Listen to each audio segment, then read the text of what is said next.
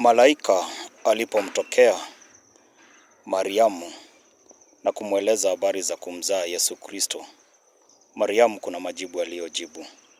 Alisema, na iwe kwangu kama ulivyoagiza. Hiyo ni kumaanisha alikuwa tayari kutii na kunyenyekea lile neno ambalo alikuwa amepewa na malaika, maana alijua ni ujumbe kutoka kwa Mungu. Leo hii mpendwa mpenzi wa Mungu, ni mara ngapi umekuwa tayari kupokea neno la Mungu, aidha katika huduma, katika ufunuo, katika ndoto, katika maono, katika mahubiri? Mpendwa mpenzi wa Mungu, uko na ujasiri wa kunena kama Mariamu? Hebu jihoji na mimi nijihoji. Amen.